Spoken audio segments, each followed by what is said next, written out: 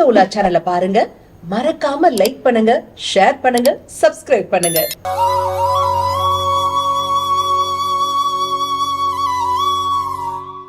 ஓம் ஸ்ரீ குருப்யோ நமஹ, ஸ்ரீ மாத்ரே நமஹ, ஓம் அகத்தீசாயி நமஹ. இறையடியார்கள் அனைவருக்கும் அன்பான வணக்கம். வணக்கம்மா. சார், நிறைய பேர் வீடியோல சொல்லி நான் பார்த்திருக்கேன் சார். முருகன் வந்து எங்க பக்கத்து வீட்டுல இருக்காரு, எங்க வீட்லயே இருக்காரு, நான் கூப்பிட்டா ஓடி வந்து என் கூட பேசுவாரு, இப்படியெல்லாம் சொல்றாங்க சார். உண்மையாகவே முருகனின் தத்துவம் என்ன, அவர் தாற்பயம் என்ன, அவரை வழிபடும் முறை என்ன, எங்கு சென்று வழிபடுவது, எப்படி வழிபடுவது, எதை கேட்டால் கொடுப்பார்? முருகன் அப்படின்னாலே அவரை தான் நாம சேனாதிபதி என்று சொல்கிறோம். இந்த உலகத்தில் 8 திக்கு பாலகர்களினுடைய தலைவனாக விளங்கக்கூடிய இந்திரனுக்கு 8 திக்கையும் மீட்டு கொடுத்த இறைவன் என்று உண்டு என்றால் அது முருகன். அதற்குரிய பலனாகத்தான் முருகன் தேவசேனாவை மணந்தார் அப்படின்றத நம்ம எல்லாருக்குமே தெரிந்த ஒரு அடிப்படையான விஷயம்தான். அப்போ முருகன் அப்படின்னாலே யாரு? பூமியில வாழக்கூடிய மனிதர்களினுடைய சேனாதிபதி. இப்ப மனிதர்கள் பூமியில நல்லா வாழணும்னா என்னமா இருக்கக்கூடாது? நோய் இருக்கக்கூடாது. அப்ப அந்த நோயை தீர்க்கக்கூடிய அருமருந்தான வடிவாக இருப்பவர் தான் முருகப்பெருமான். இப்ப நோயை தீர்க்கக்கூடியது மனித உடம்புல எது அப்படின்னு எடுத்துக்கிட்டோம்னா 6 ஆதார சக்கரங்கள். அதாவது மூலாதாரத்திலிருந்து ஆரம்பித்து 6 ஆதார சக்கரங்கள் முடிந்து 7வது ஆதாரமாக சகசிராரம் அப்படின்னு ஒன்று இருக்கிறது. இப்போ இந்த 6 ஆதார சக்கரமும் 6 படை வீடும் ஒன்று. அப்போ இந்த இடத்துல மூலாதார சக்கரம் அப்படின்னு எடுத்துக்கிட்டோம்னா அது எதை குறிக்கும் என்றால் பழனியை குறிக்கும். மூலாதார சக்கரத்தினுடைய நிறம் சிவப்பு. சிவப்பும் செல்வமும் ஒன்று. மூலாதார சக்கரத்தில் மகாலட்சுமி வீற்றிருக்கிறாள். இன்றளவும் மகாலட்சுமி இருக்கக்கூடிய இடம் தமிழகத்தில் 2. ஒன்று பழனி, இன்னொன்று ஸ்ரீரங்கம். இது 2ம் தான் தமிழகத்தில் மிகப்பெரிய பணக்கார கோவில். இந்த 2ற்கும் சென்றால் மூலாதார சக்கரம் சிறப்பாக செயல்படும். அதனால் உங்களால் பணத்தை குவிக்க முடியும். அந்த மூலாதார சக்கரத்தின் நிறம் என்பது பவள நிறம். பவளம் என்பது மகாலட்சுமி தாயாரும் கழுத்தில் அணிந்திருப்பார்கள். செவ்வாய்க்குரிய உபரத்தினமாகவும் அது என்ன செய்யப்படுது? சொல்லப்படுகிறது. இது ஒரு கான்செப்ட். இது நம்ம அப்புறம் பார்த்துக்கலாம். இப்போ இந்த இடத்துல நாம ஒரு விஷயத்தை புரிஞ்சுக்கணும். முருகன் அப்படின்னாலே வேல் தான். முருகன் அப்படின்னாலே யாரு? வேல். வேல் அப்படின்றது மானிட பிறப்பை பொறுத்தளவில் இது ஸ்தூல தேகம். நம்ம உடம்பு என்பது என்ன? ஸ்தூல தேகம். ஆனால் உடம்புக்குள்ள இருக்கக்கூடிய உயிர் என்பது என்ன? சூக்ஷமம். அப்போ இறைவன் சூக்ஷமமாகத்தான் இருக்கார். ஆனால் பூமியில மனிதன் எல்லாத்தையுமே ஸ்தூலமாகவே பார்க்கணுன்றதுனால தான் இறைவனுக்கு ஸ்தூல தேகம் என்ற மனித உருவை என்ன பண்ணப்பட்டிருக்கிறது? கொடுக்கப்பட்டிருக்கிறது. இப்ப நிறைய பேருக்கு நமக்கு நல்லாவே தெரியும், முருகன் கையில் இருக்கக்கூடிய வேல் பார்வதி தேவி தந்தது அப்படின்னு தெரியும் இல்லையா? அது மட்டும் அல்லாது அதனுடைய உட்பொருளை பார்க்கும் பொழுது மனிதனுடைய விந்தணுவின் வடிவாக அது இருக்கிறது அப்படின்றதும் நிறைய பேருக்கு என்ன பண்ணும்? தெரியும். இப்போ இது 2 வச்சு ஒரு காம்பினேட் சொல்றேன். இப்போ முருகன்னா அவருக்கு நிறைய கவசங்கள் இருக்கு. எந்த கவசம் இருந்தாலும் சண்முக கவசம், கந்த சஷ்டி கவசம், கந்தகுரு கவசம், சத்ரு சம்ஹார வேல் பதிகம், வேல்மாறல் பதிகம், இப்படி நம் உடலை காக்கக்கூடிய கவசம் என்பது யாருக்கு அதிகமா இருக்கிறது? முருகனுக்கு தான் இருக்கிறது. இது ஏன் இருக்கிறது? ஏன் முருகனுடைய கையில் இருக்கக்கூடிய வேல் விந்தணு அப்படின்னு நம்ம சொல்றோம்னா, பொதுவா மனித உடல்ல 7 தாதுக்கள் இருக்குமா? 7 தாதுக்கள் இருக்கு. அது என்ன? முதல் தாது என்பது சுக்கிலம், 2வது தாது என்பது எலும்பு மஜ்ஜை, 3வது தாது சதை, 4வது தாது அப்படின்னு எடுத்துக்கொள்ளும் பொழுது நரம்பு, 5வது தாள் என்பது தோல், 6வது தாள் அப்படின்னு பார்த்தோம்னா மஜ்ஜையினுடைய உறுப்புகள். இப்படி 7 தாதுகள் என்ன பண்ணப்படுதுன்னா சொல்லப்படுது. இந்த 7 தாதுக்களுடைய ராஜாவாக இருப்பவரை யாருன்னா விந்தணு தான். இப்போ ஒரு விந்தணுவில் தான் ஒரு மனித உடலே ஐக்கியமாகுது. அந்த விந்தணு தான் எலும்பை கொடுக்குது, சதையை கொடுக்குது, நரம்பை கொடுக்குது, ரத்தத்தை கொடுக்குது. இத்தனை நாடி நரம்புகள், 72,000 நரம்புகளையும் ஒரு துளி விந்தணுவில் இருக்கக்கூடிய அந்த ஒரு உயிரணு தான் என்ன பண்ணுது? தருது அப்படின்றது நமக்கு நல்லாவே தெரியும் இல்லையா? சரி, இந்த சப்த தாதுக்களுடைய வடிவம் தான் சப்த கன்னிகள். நான் சொல்ல வர்றது புரியுதுங்களா?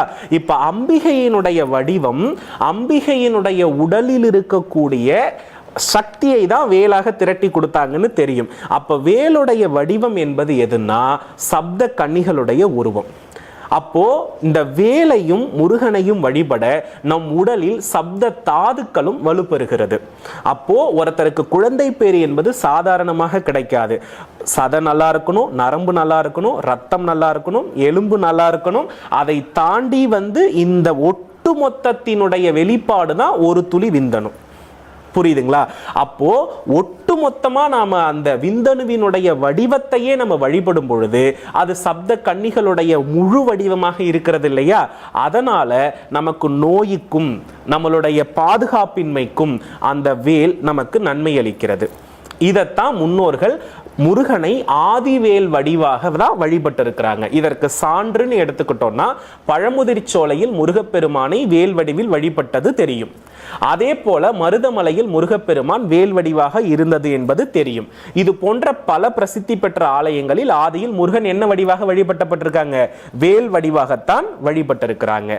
அப்போ இந்த இடத்துல பாத்தீங்கன்னா சப்த கன்னிகளும் சப்த தாதுக்களும்னு திருமூலரை எழுதியிருக்கிறார். புரியுதுங்களா?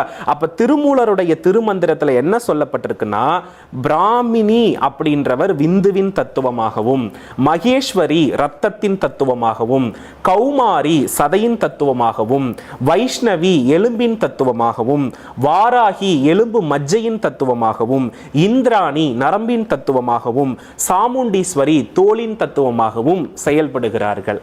அப்போ இத்தனை சப்த கன்னிகளும் சேர்ந்த ஒரு வடிவம் தான் முருகன் கையில் இருக்கும் வேல். இதை ஒன்று திரட்டிதா அம்பிகை எங்கு கொடுத்தார்கள்? சிக்கலில் கொடுத்தார்கள். சிக்கல்னாலே கேது, விந்தணுவினாலும் கேதுதான். புரியுதுங்களா? அங்க இன்றைக்கும் முருகன் வேல் வாங்குற நிகழ்வின் பொழுது முகம் வியக்கிறத கண்கூடாக பார்க்கலாம். அப்போ முருகன் யார், எதற்கு என்றால் இந்த உடம்பில் இருக்கக்கூடிய அத்தனை பிணிகளையும் அவன் தீர்ப்பவனாக இருக்கிறான்.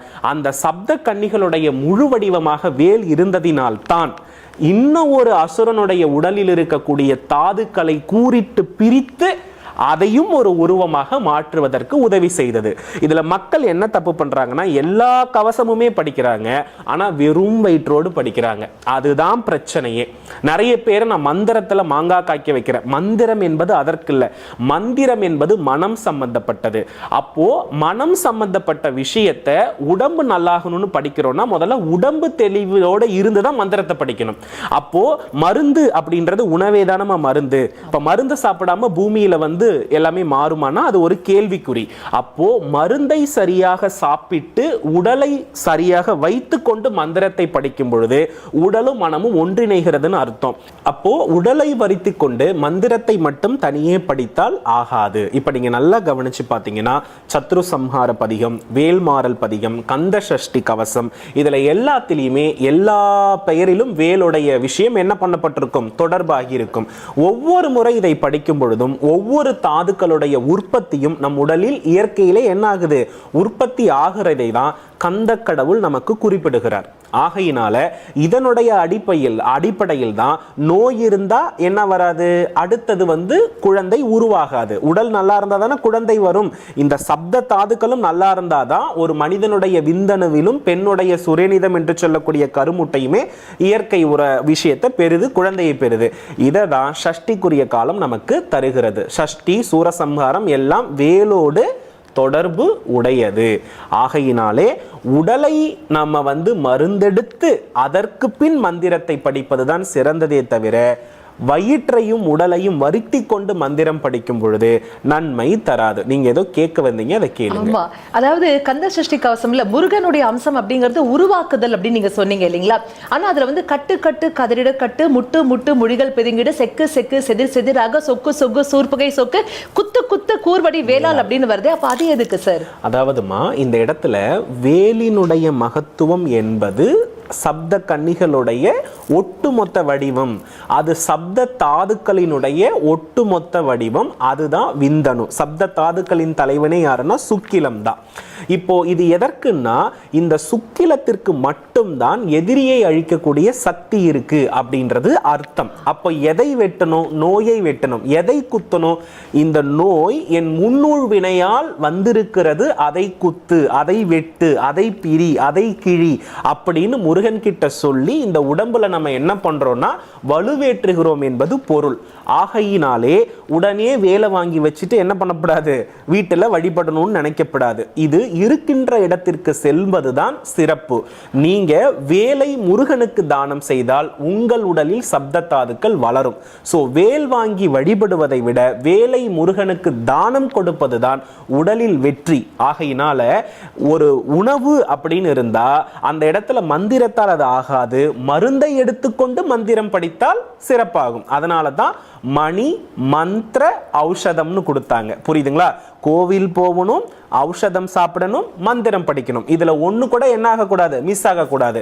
நம்ம கோவில் போறதும் இல்லை, மருந்து சாப்பிட்றதும் இல்லை, மந்திரத்தை மட்டும் படிக்கிறோம். இது எப்படி சாத்தியமாகும்? ஆகையினால் இந்த மாதிரி அடிப்படை தெரியாமல் எதையுமே என்ன பண்ணக்கூடாது, செயல்படுத்த கூடாது. அப்படி மருந்து சாப்பிடாமலேயே இறைவன் மந்திரத்தால் நோய் தீரும்னா அகத்திய மகரிஷி முருகப்பெருமானுடைய முதல் சீடர். இந்த உலகத்திலேயே சித்த மருத்துவத்தினுடைய தலைவனே அகத்தியர் தான். அப்ப ஏன் அவர் உணவையும் மருந்தையும் கொடுத்திருக்காருன்றத இதிலிருந்தே தெரிந்து கொள்ளுங்கள். முருகன் நம் உடலை காப்பவன், உடலில் இருக்கும் அவயங்களை காப்பவன், அவயங்களுக்கெல்லாம் அதிபதி. ஆகையினால் அவன் தமிழகத்தின் தலைவன், அண்டத்தின் தலைவன். ஆகையினால் உடலை காக்க, உலகத்தை காக்க அவன் வேல் படைக்கப்பட்டது. அந்த வேலும் அந்த வேலினுடைய தத்துவத்தையும் சரியாக புரிந்து கொள்ளுங்கள். உடலும் மனமும் தெளிவாக இருந்தால்தான் உலக வாழ்க்கையை அனுபவிக்க முடியும். உடலையும் மனதையும் மகிழ்ச்சியோடு வைத்திருப்பது, குடும்பத்தில் மகிழ்ச்சியோடு இருப்பதுதான் உண்மையான பேரானந்தம். அதை மனிதர்கள் சரியா கடைபிடிக்காமல் நீங்கள் வழிபாட்டால் அதை மாற்றிக்கொள்ள முடியாது. ஆகையினால் உடலையும் மனதையும் தெளிவுபடுத்துங்கள், வழிபாடு வெற்றி கொடுக்கும்.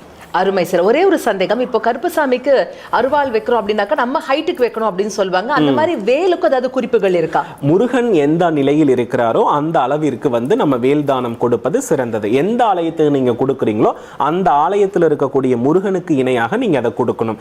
அதுல நீங்க ஐம்பொன்னிலையும் கொடுக்கலாம், தங்கத்திலும் கொடுக்கலாம், வெள்ளியிலும் கொடுக்கலாம். தற்பொழுது என்ன தகுதியோ அதில் கொடுக்கலாம். ஆன்மீக உலா சேனலை பாருங்க, மறக்காம லைக் பண்ணுங்க, ஷேர் பண்ணுங்க, சப்ஸ்கிரைப் பண்ணுங்க.